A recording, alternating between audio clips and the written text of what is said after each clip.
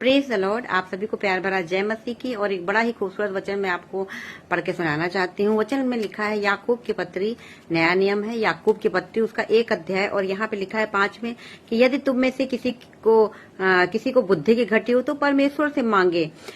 वचन कहता है कि अगर आपके पास बुद्धि नहीं, समझ नहीं, तो वो प्रभु से मांगो। सबसे पहले क्या है, परमेश्वर को समझने के लिए परमेश्वर की बुद्धि हमें चाहिए। तो हम सबसे पहले क्या करें, परमेश्वर की बुद्धि मांगे। क्यों मांगे? क्योंकि वचन क्या कह रहा है, पहले तो परमेश्वर ने कहा अगर मांगोगे तो वो देगा, उदारता से देगा, दयालुता से देगा। कोई बिना क्वेश्चन किए कि क्यों चाहिए भाई, क्या करोगे, ऐसा कोई क्वेश्चन आपसे नहीं करेगा। लिखा है कि वो उलाहना दिए सबको उदारता से देता है।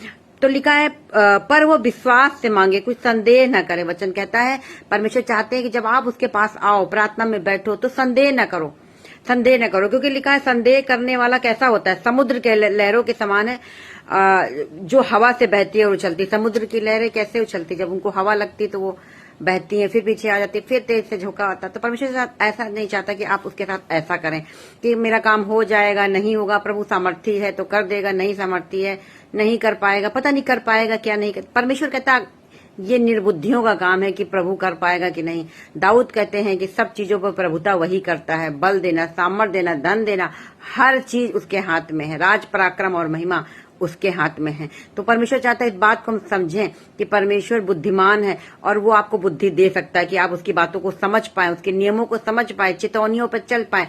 तो कहता है जब आप कुछ उससे मांगने आते हो तो इससे पहले बुद्धि मांग लो कि परमेश्वर आप जैसे कि यहाँ पे लिखा है कि 8 में लिखा है क्योंकि वो व्यक्ति दुचित्ता है और अपनी सारी बातों में चंचल है। परमेश्वर ने कहा जो व्यक्ति होगा कि नहीं होगा, पता नहीं होगा कि नहीं होगा, इस तरह की जो बातें करते हैं वो दो चित्ता है। लिखा है इंग्लिश में, लिखा है डबल माइंडेड मैन है वो।